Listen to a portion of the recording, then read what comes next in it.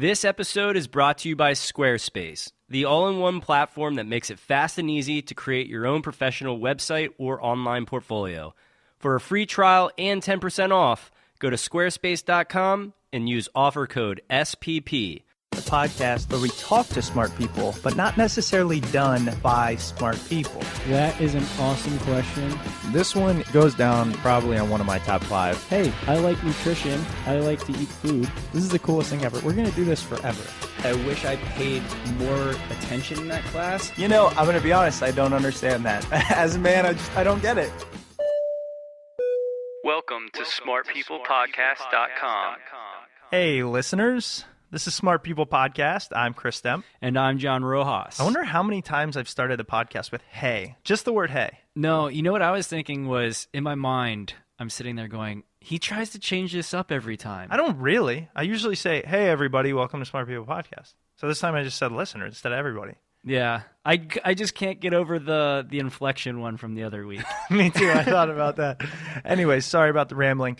This week is really interesting. We have Professor Dr. Robert, a.k.a. Bob, Sutton on the show. And he has a brand new book that is coming out in a few days called Scaling Up Excellence, Getting to More Without Settling for Less.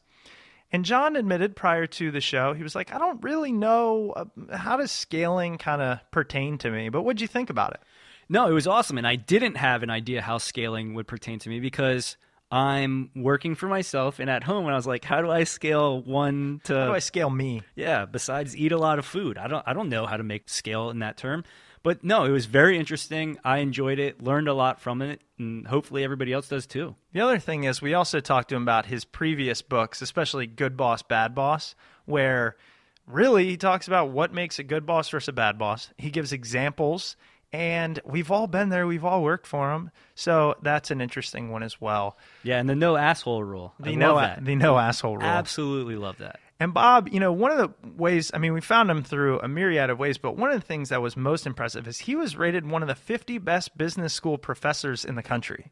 The guy, he does well. And I think the reason is, as he mentioned, he tries to make it entertaining while also informative. Not only that, he has quite the educational background. UC Berkeley for his BA, University of Michigan for his MBA and PhD, and he knocked this all out in a course of 7 or 8 years, and he completely makes me feel like I have underachieved. You have. He is the professor of management science and engineering in the Stanford Engineering School. He is the co-founder of the Center for Work, Technology, and Organization. And he also is the co-founder of the Stanford Technology Ventures Program. He does a lot of other stuff. He's written great books. He's got a lot to give. We're going to turn over to Dr. Robert/Bob Sutton.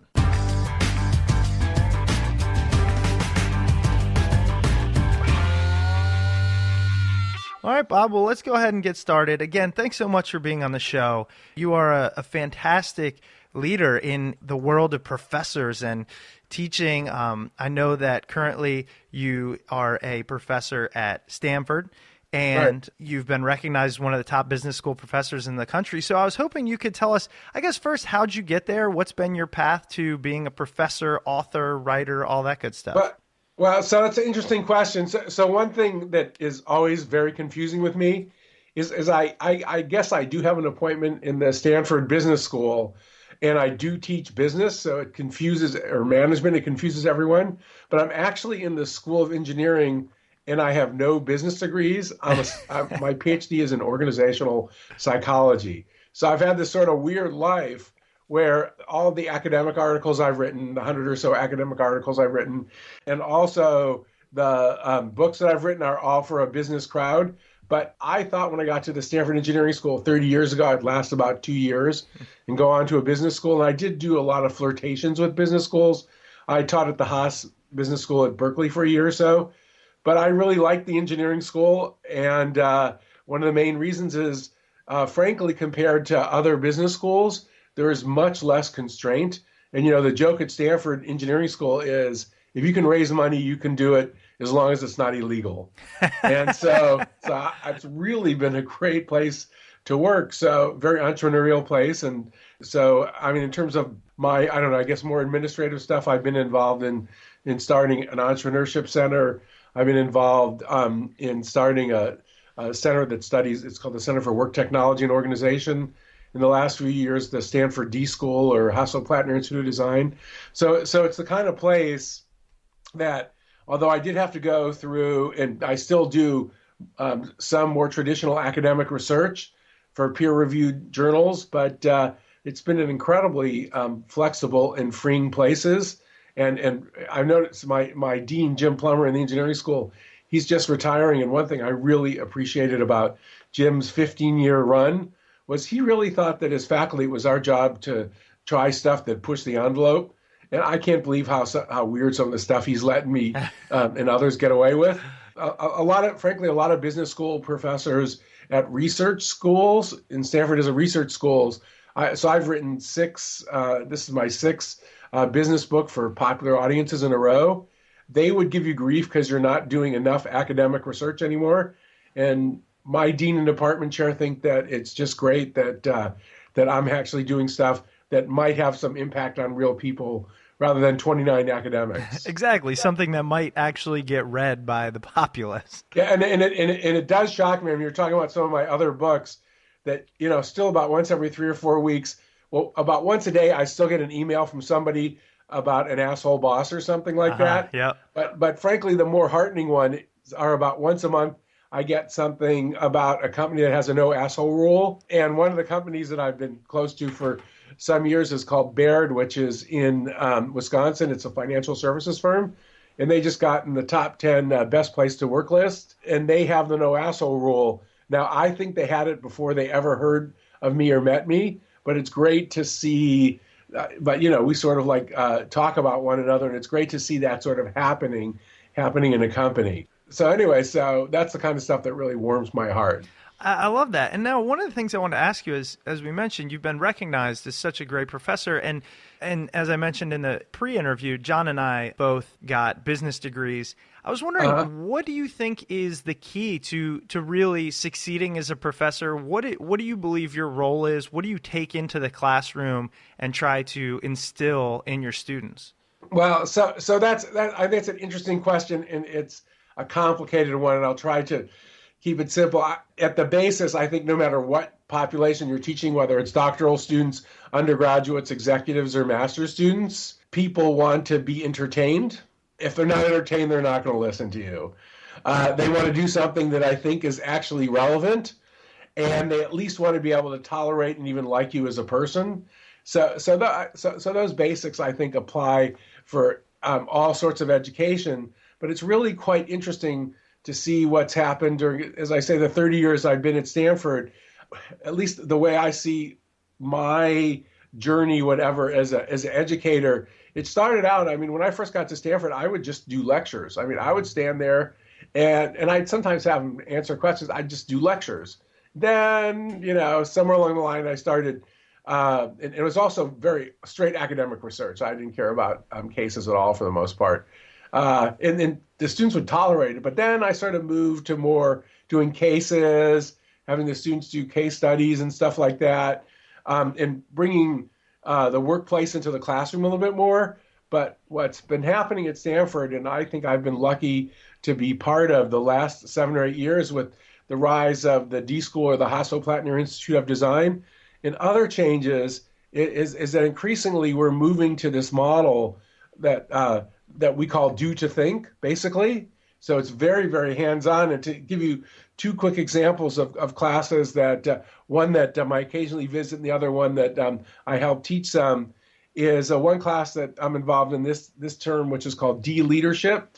What we do is we take pairs of student groups, and by the way, a few executives too, we've snuck into the class, some senior ones, in fact, and send them into organizations and have them do what are essentially consulting jobs and try to change the organizations. In another even crazier course on this notion of sort of do to think is that the entrepreneurship class that I think there's a couple of them, but the first one, this direction, we have this thing called Launchpad, where, and this is taught by 2 friends of mine, 2 non-traditional academics, Michael Deering, who's a venture capitalist, and Perry Claiborne, who is an entrepreneur who, among other things, invented the modern snowshoe. And they have their students start a company in the class And the rule is if you don't have a product by week 4, you're supposed to get thrown out. Wow. It's amazing. It's called Launchpad. And there's other folks that are using the Launchpad label, but they're on their 4th year, and I think they've had Perry sent me the list. They've had about 45 companies, and about half of them are still alive, and 4 or 5 of them are conventionally successful. Looks like 10 or more employees and sort of more than $10 million. And one of them got sold, a company called Pulse, for $90 million to LinkedIn. So all 3 of those things are going on at once. There's lectures, there's cases, there's hands-on sort of stuff. But the mix of ways that you teach business students, and in the D School, we're interdisciplinary. We have business, we have engineer, we have lawyers, we have people from education. As I say, we even have visiting executives. A very senior guy from Hyatt's in our class this year. I think he was running the New York part of the operation, which is like the profit engine of Hyatt hotels. Incredible. But in these cases, what I'm seeing is this attempt to sort of bring together essentially, hopefully, what we know about organizations in an abstract sense with the reality. And so I think it's a really interesting time in management education and education more broadly, because this sort of combination, my co-author Huggy Rao and I talk about clean models and dirty hands.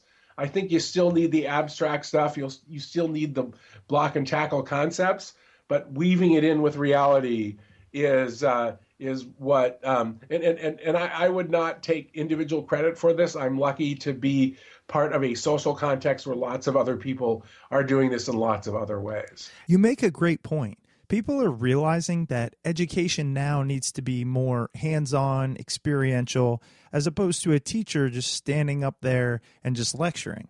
We've talked about it before on the podcast, utilizing such tools as the Khan Academy, online tutorials, etc. It's the new paradigm. I think the new paradigm is a bunch of paradigms, and we're trying to figure out how they fit together. So it is sort of, that's the other part with the online thing. The online thing, you can, they call us flip, but it does work. So sometimes I'll have my students now watch a video online so I don't show it to them in class. And that's not the kind of thing that was easily done in the past. And so there's all sorts of crazy things happening. But one thing that I do like, especially at the Stanford D School, and of course there's plenty of stuck-in-the-mud classic professors who will just stand up and teach the same thing they've been teaching for 30 years. But for the most part, I feel very encouraged, and I have a lot more fun when I do stuff. The other thing that's happening, there's sort of a subtext here, especially at the D School and other places where I'm involved in teaching, is that increasingly it's a team sport. And so you don't just do it yourself. You have a team of folks who have a different set of skills. So the folks that I teach with, especially Perry Claiborne and a guy named Jeremy Utley, frankly, they're much better at hands-on coaching than I am. And I'm learning from them, and they learn from me. But it's less efficient, but it's also more satisfying. And then the other extreme, we're going to online education, which is more efficient.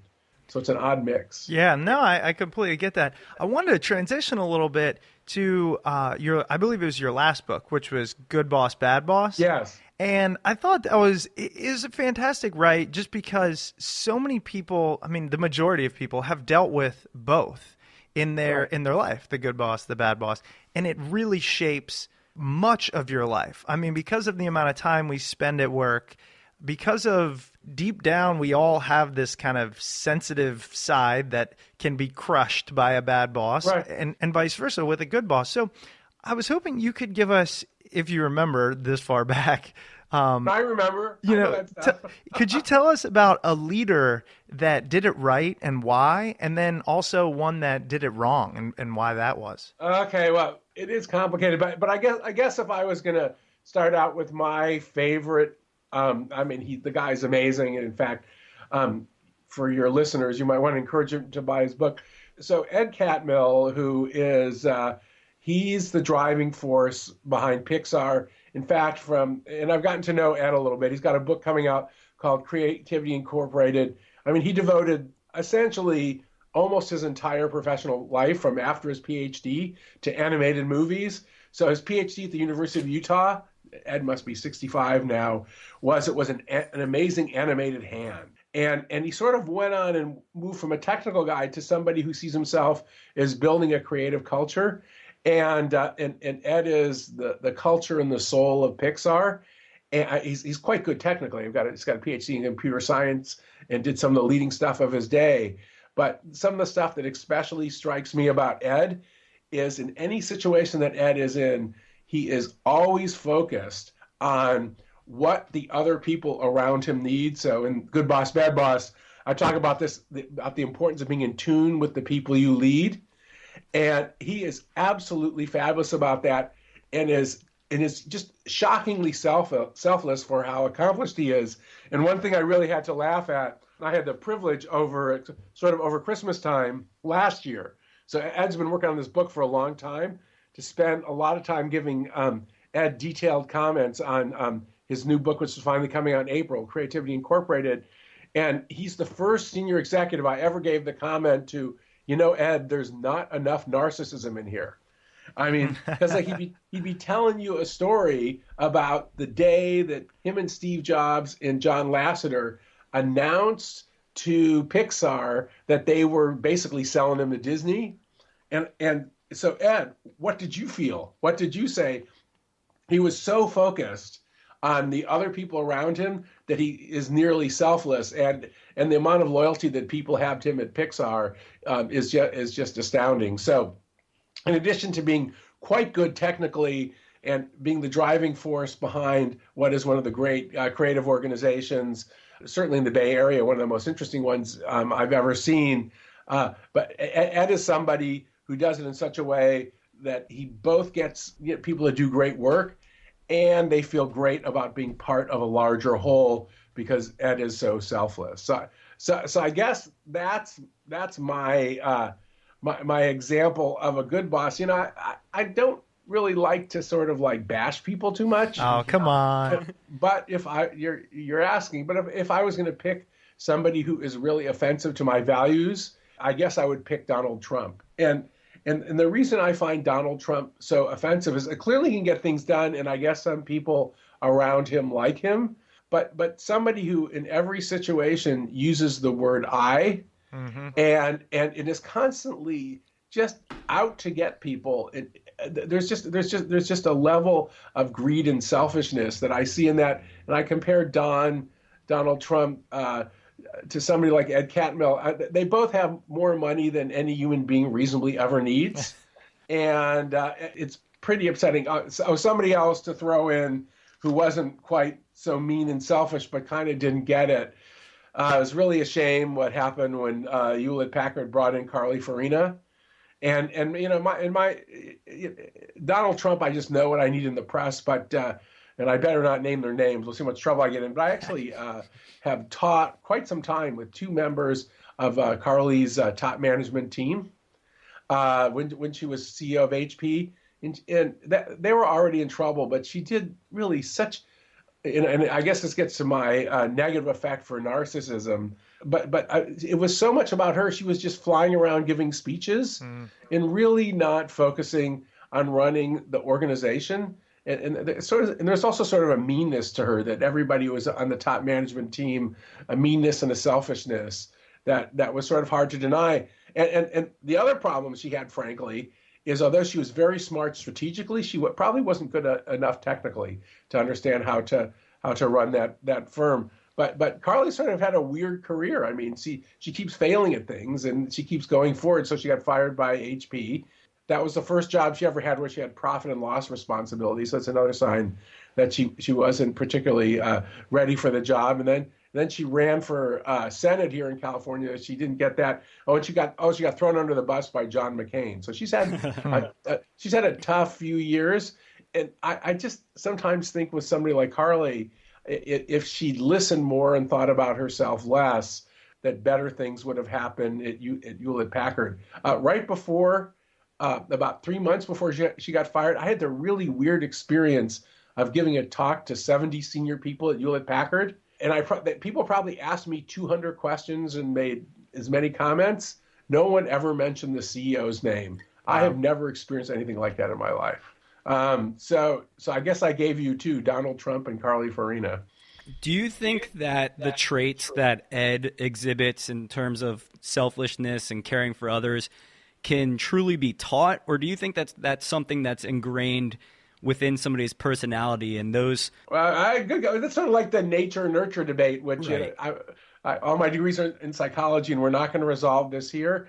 But I guess my reaction is that there's a lot of evidence, and there's some great research by a woman named Carol Dweck that gets to this, that actually, especially if people believe they can change, this is the growth mindset, they actually can change more than they think. And I won't tell you which director it is, but Ed, at one point told me a great story about one of his directors who was fantastic technically, but really was just burning out the staff at Pixar. And so Ed said the guy was so talented. And by the way, getting a good director is really hard to do. I mean, you think of the weird set of skills it takes to do a Pixar animated movie. So Ed said, I didn't want to get rid of him, but I really had to coach him. So Ed said he worked on him for years. And then finally this guy came around. So I guess that's the thing. If somebody's going to change, you need a long time horizon. And so apparently at the close of the movie, and you would have known, your listeners would know what the movie is, he made a little speech to, they have a closing party, a wrap party. And he said, so I've changed over the years. And he said, what I've learned as a director is that when something goes well, it's because other people did it. And when something goes badly, it's my fault. And as long as I follow that rules, everything's okay. And I thought that was, and a lot of people at Pixar told me that story. So anyway, so the sort of upshot is, yes, people can change, but a lot of it, for those of us who are in organizations, a lot of it depends on what the time horizon is. Sometimes you don't have time to have somebody go through a personal transformation when you're their leader. And sometimes you've got a boss who's such a jerk or is so incompetent that it's just better to get the hell out. And just one thing to add, since I wrote the no asshole rule and good boss, bad boss, my new thing is that one thing that I probably didn't emphasize enough early in these writings is I had the experience of working for somebody who was the nicest and most incompetent boss I ever dealt with, who shall not be named. Honestly, after about a year or two, I just would have rather had a competent asshole. Wow. And it's not like assholes are good, but like pure the comment. And this is my advice I always give people: if you're going to be incompetent, be nice, because it's amazing how long you can keep your job if you're really nice, because it's so hard to get rid of somebody who's incompetent and really, really nice. I completely agree with you on that, actually. I think that so much of what happens in the workplace can be dwindled down to who likes you and who doesn't. But in this particular case, and eventually a group of us were involved in sort of, easing him to the side. He didn't get fired. He had great individual contributor skills, but it was just so tough because you talk to him and he was the nicest guy, but I mean, he wouldn't do, just to give you a specific example, I have no idea how you can run a modern organization without doing email. He didn't do email. Wow. He just didn't do it. It was like unbelievable. This week's episode is brought to you by Squarespace, the all-in-one platform that makes it fast and easy to create your own professional website or online portfolio. For a free trial and 10% off, go to squarespace.com and use offer code SPP. That's offer code SPP. I got to say, speaking from experience, Squarespace is beautiful, it's easy, and it's convenient. I've done it, and I don't even know how to build websites. Squarespace is constantly improving their platform with new features, new designs, and even better support. They have over 20 highly customizable templates for you to choose from. And as I mentioned, it's incredibly easy to use. But if you want help, Squarespace has an amazing support team that works 24 hours a day, 7 days a week. It starts at just $8 a month and includes a free domain name if you sign up for a year. Every design automatically includes a unique mobile experience, so you don't have to worry about what your site looks like on phones and tablets. You know it will look beautiful. Squarespace takes care of that for you. Now here comes the most important part. Start with the trial with no credit card required and start building your website today. When you decide to sign up for Squarespace, make sure to use the offer code SPP to get 10% off and to show your support for our podcast. I think we can all agree Glasses should not cost as much as an iPhone. That's where Warby Parker comes in. Their prescription glasses start at $95, including prescription lenses. And all glasses include anti-reflective and anti-glare coating. There's no additional cost. Warby Parker makes buying glasses online easy and risk-free. They have an awesome home try-on program that allows you to have 5 pairs of glasses shipped directly to your door. You can keep these frames for 5 days, select your favorite pair, and ship them back using a prepaid return shipping label with no obligation to purchase. Obviously, glasses are viewed as a fashion accessory. Just like a bag, a shoe, or necktie, you want something that looks good, fits you, and does the job. And at $95, you get boutique quality, classically crafted eyewear at a revolutionary price point. So go to warbyparker.com/smartpeople to choose your 5 free home try-on frames. By visiting warbyparker.com/smartpeople, you will get free 3-day shipping. Send the frames back, choose your favorite pair, and order. Don't forget, you'll be contributing to a charitable cause. Buy a pair, give a pair. For every pair of glasses sold, Warby Parker distributes a pair of glasses to someone in need. Enjoy the rest of the show. But he was so nice when you said, "Oh, well, how come you didn't answer my email?" "Oh, I'm sorry. I'm not really into email." Okay. I'm not into email either, but I'm not going to do my job without it. That's the equivalent of saying, like, I'm not really into talking to people, but I'll run this company. That's pretty crazy. That's right. I'm not into leadership because email, and we all know we shouldn't go into this rant too much that email sucks. But well, how else do you do your job? And I even remember way back in 1999. There's other things now, but still it's partly true. Being part of an incubator that's called Reactivity, ran by a guy named John Lilly, a venture capitalist, great guy.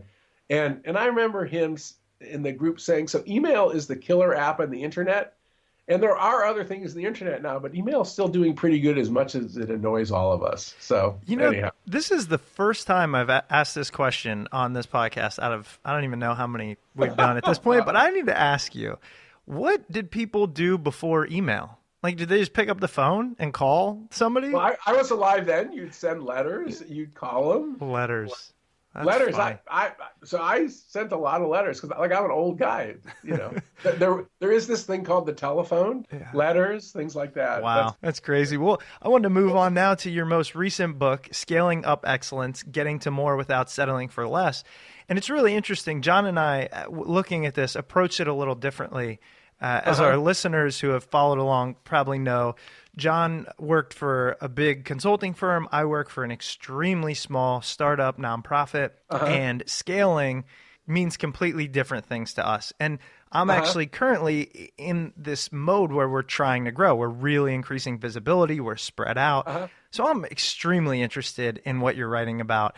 I wanted to, I guess, first, in your own words, kind of succinctly, if you could tell us what led you to this book and what you're trying to get across in it. Sure. Well, so I guess a lot of things led us to this book, but maybe more than anything else, this was in 2006, Huggy Rao. Huggy had just arrived at Stanford from Northwestern, and we taught actually this executive program, which was one of the first D-School executive programs, and consistent with some of our earlier conversations, it was a very experimental program in those days. We brought in 30 executives and taught them cases in the morning and everything. But then in the afternoon, it's called customer focused innovation. It still exists. We'd have them run out and do something that was hands-on. In fact, that year, the focus was we worked with Arco gas stations, BP gas stations, and tried to improve the customer experience at these terrible gas stations. They were just horrible. It was people would just go there because the gas was cheap. So we had these 30 folks, and they're talking about customer focused innovation. One person after another came up to us and basically said the same thing, which is that, customer focused innovation is important to us and it's cool. But in my organization, we've got a few people or a few pockets who do it well. The problem is, how do we spread it from where it is to where it needs to be? And so, and frankly, we had pretty bad answers. And then we started thinking about this challenge of how do you spread it from where it is to where it isn't, from the few to the many. And they were calling it scaling. So I was, okay, we're calling it scaling. But then since we're in startup land in Silicon Valley, we started realizing this is also an issue for them too, scaling has different characteristics, but the general characteristics, if you've got a spot of goodness, how do you expand it out to others? So either we're being nuts in Imperial, or we've found some basic fundamental concept that for us, we believe that a basic management skill is spreading and multiplying something that's good. So for you folks, it could be expanding, adding just one or two people.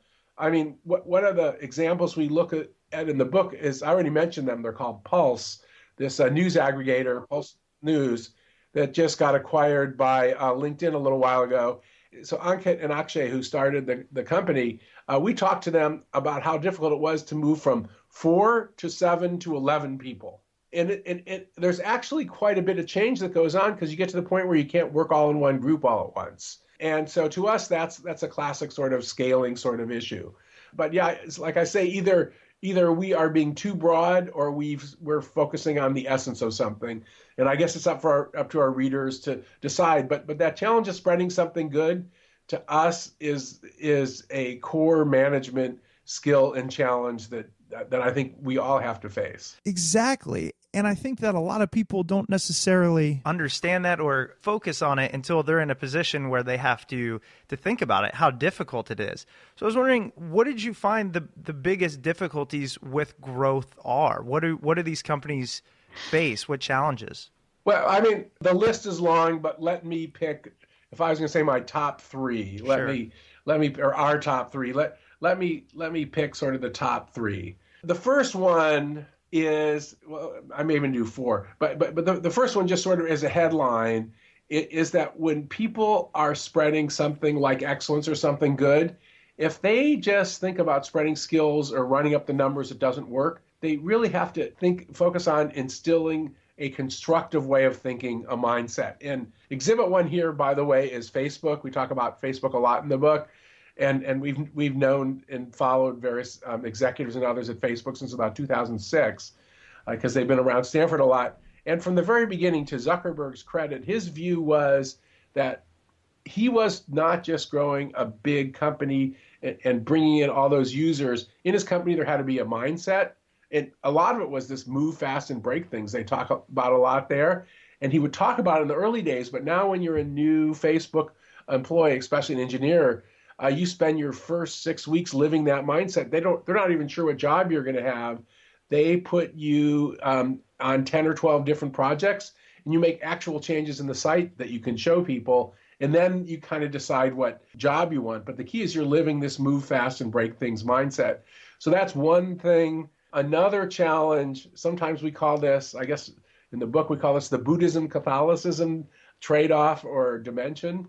Another big thing when you're scaling is deciding how much you need to standardize everything versus allowing individual customization. That's a big challenge in everything from a group of surgeons who either want to each do it their own way or will follow more standardized techniques versus spreading IKEA into China and how much to change the existing model. But people who are involved in scaling almost always sort of struggle with that dimension, which is how much do we insist on straight replication versus allowing some variation? The third one, which is a problem, even you can see it as organizations grow hugely or even from 4 to 20 people, is how do we deal with the increasing complexity without making it feel like people are walking in muck? And I could go on and on there, but if I was going to leave one thing for your listeners, I think the most important lesson we learned, and we already sort of implied this, is watch when your teams get too big. When your teams get bigger than 5 or 6, they usually start, especially 5 or 6, maybe 8 or 10, performance starts going down the toilet. And Apple's sort of the genius of that. And then the last thing I would add, and then I should shut up and see what your questions are, that for us, spreading excellence, one thing that sometimes get lost and is that people will focus on sort of spreading the good they have, but the hallmark of organizations that spread and sustain excellence of any size is they're very vigilant about getting rid of the bad stuff first.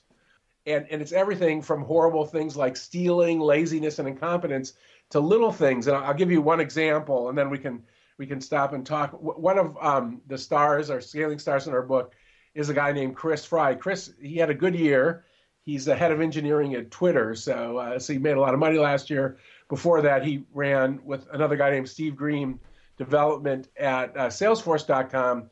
But when Chris got to Twitter, and he's had a big impact on Twitter, those of us who tweet, remember the fail whale that used to come up all the time? You guys remember that? Oh, yeah, absolutely. Yeah. So Chris, if you think about it, it's kind of gone now, and Chris and his team are largely responsible for that. So when Chris gets to Twitter, he looks around and he's at a meeting with a bunch of his engineers, and they're not looking at him; they're all looking at the cell phones, And because you imagine who works at Twitter. So he said, so what I did was I collected them and put them in a basket, and he didn't take them away. We gave them afterwards, and he said, and I actually got them to listen and talk. Because he said that we would do stuff like we would make decisions and they'd raise their hands and vote, and they wouldn't even be listening. So to me, that's an example of sort of getting away the bad. And he said, we make better decisions in meetings now. And gee, by the way, they're shorter. So to me, that's an example of the kind of vigilance that, and obviously Twitter is an effective organization in many ways, but in every organization, to make room for the good to spread, you've always got to be focused on getting rid of the bad, if you will. And let me tell you, you'd be looked at and regaled as a great boss if you can make the meetings more effective and shorter. I'm sure his teams looked at him after doing that and just had such high praise for him. Yeah, but he was pretty funny. We've talked to him. We're actually doing an event with him, Commonwealth Club, in a few weeks. And he said, yeah, but when you first take them away from him, because think about who works at Twitter. He said they were sort of vibrating. They were like drug addicts who didn't have their fix. He said we've gotten over it, though. So anyways, but that's something in a lot of organizations I see not happening. The scaling thing is an interesting challenge. It is, and I'm really glad you went through all those. I mean, I honestly didn't want to butt in. I wanted to hear that. One of the things I'm dealing with, and you mentioned it specifically, is replication versus variation. It's really tough to know when you have somebody, I have somebody that I don't know if I would call him an employee of mine or whatever, but that I manage in California, in Tennessee, and I'm trying to pass along this knowledge that I've gained over the past year, kind of helping establish this foundation, and I don't know how to do it, and I don't know how much I want to do it because I trust them, right? That's why we have them on board. But so it's this fine line of how much do you give them, and then how much freedom do you give them? So to me, that's just even with that one person, that's the essence of the scaling challenge, the degree to which you are insisting on. And in a lot of ways, it is control and standardization. And there's some reasons it works because people, you think the same, you communicate efficiently, people encounter sort of the same brand. And just time and time again in organizations, we see where they've got to make a decision, if you will, to slide one way or the other. One sign is if it seems like there's no there and there's just a collection of individuals, that's a sign we would say, tilt toward Catholicism. There was a head of a big architecture firm, NBBJ, quite a famous architecture firm, managing partner. And he said when he first took over, we had such a group of individuals. It was like running a house for stray cats. I would just put the food in and hope that they would come back and come to work every day. But other than that, I had no control over them at all. And one intermediate approach, which actually this happened at NBBJ, is to just put down a few basic, we call it sacred beliefs or guardrails, things that you can kind of do what you want, but don't violate this. And those actually can be very powerful. A real simple one at NBBJ was, two things they do is that every project before they take it has to be evaluated by two people from another office so that there's actually some outside opinion. We don't do anything stupid. And then the other thing is that they now have a philosophy of only taking work that is high value, not stuff that is commodity work that ruins their brand. And they have a few other things in branding and the like. But one thing that I've seen in organizations, and even small ones, is sort of agreeing on just a few basic fundamentals, as my colleague Huggy Rao likes to say, is about what's sacred to us and what's taboo. And what's sacred and taboo can actually vary wildly from organizations. Like in some organizations, secrecy is sacred, in others, it's taboo. It just depends on the organization. I love that. I love the way you describe that. It's basically like a put it out there and tell your employees the must-dos and the can't-stands, and then Let them work within those parameters and see what they can create. And if you give them like 1,000 rules, they'll just feel like they're walking in muck. But if you give them a few things they can't crash through, well, then they can work around it just at a much larger scale. At the end of the second chapter, the Buddhism Catholicism chapter, we talk about the rollout of a patient record system at Kaiser Permanente, which is the biggest healthcare system in the country. And Louise Lang, this kind of brilliant doctor who oversaw this project, she said, we realized we couldn't lay down all these rules, but we sort of put down 4 or 5 things that they absolutely had to do. And it was amazing how effective. One of them was real simple, which is that when a patient sends you an email, you have to answer it within 24 hours. And things like that are very powerful and also the branding has to look the same no matter which Kaiser unit you go to when it's patient facing. Sort of simple things like that really do cause constraints and help people sort of focus. On the other side, once you have the list of 300 rules, then everything goes to hell because people forget what really matters anyways. Right. Now, the other thing I was thinking is, what did you determine about expanding too fast? The footprint grows, right, and that's your only mindset, and then it actually leads to potentially your demise in the company. Yeah, it is interesting because so in general, yes, if you keep just adding more and more numbers without sustaining excellence, basically, and keeping everybody on the same page, you are in big trouble. And you can see this everything from Starbucks, and they overexpanded internationally. And in fact, that's one of the reasons Howard Schultz came back as CEO in 2007. He basically said, I think the term was, we expanded so quickly that we watered down our brand and our customer experience. So that's one extreme. On the other extreme, you see in startups where, and this can be a disease out here in Silicon Valley, where they get more money than is good for them. So what they do is, before they have a decent product to sell, and this is, my venture capitalist friends describe this as a standard path of destruction for overfunded startups. One of them may be Groupon, by the way. Oh, yeah. It depends who you talk to, but that's one opinion that I've heard about Groupon, is you get all this money and you have this product that is not quite right to sell, but because you have the money to buy the marketing and the salespeople, they start getting out there selling something that isn't ready for prime time. And gee, by the way, since you have all that money, what they do is they start installing all these processes that make it impossible for people, in layers that make it impossible for people to move forward.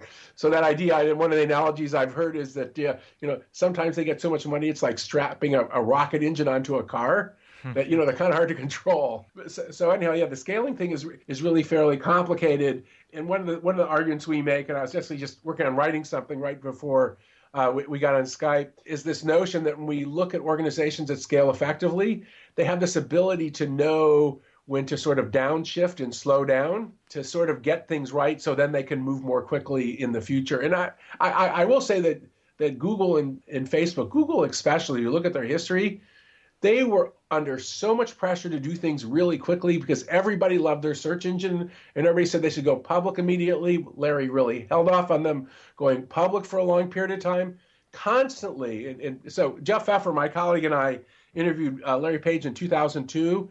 And then for this book, we did an interview with a woman named Shona Brown, who was number 4 at Google and grew them she ran sort of the organizational part of the thing, business operations, from 2,000 to 30,000, and both of them, way back in 2002 in this more recent interview, they really emphasized that we wouldn't move any faster than we could in terms of bringing aboard the right people that we had, and also basically having the quality of the product we wanted out there. And they did a lot of experimenting at Google and came up with a lot of all that beta stuff and everything. But this really this notion that we're going to take time to get the right people and do it right, even though the market is telling us to move faster, is I think one of the hallmarks of organizations that ironically scale very quickly, because what happens is they resist doing the wrong things too early. So when the timely moment comes, that they can really crank up very quickly.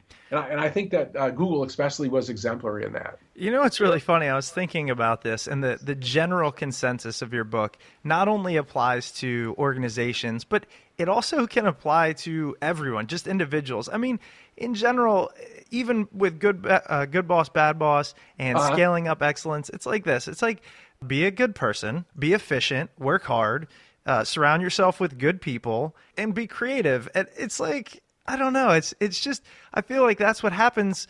That's why organizations are looked at oftentimes as this negative, soul-sucking beast, because they get so far from the individual ideal. It's like easy to say, to be a good human, do this, but to be a good organization, oh boy, now we lose all hope. Well, so it is interesting. I mean, to that point, it's an interesting comment. But to that point, I mean, one of the things that comes through that I think might connect the scaling book to some of my earlier work, and Huggy would definitely agree with this, is that a lot of the way that we see scaling when it works well, although it seems like it's a big, soulless, large organization, the people who are effective at it, and my definition of effectiveness is always the same, it's that you do good work and you actually treat people with respect along the way. So to me, it should always be a duality, is that they really focus on how it starts and ends with individuals.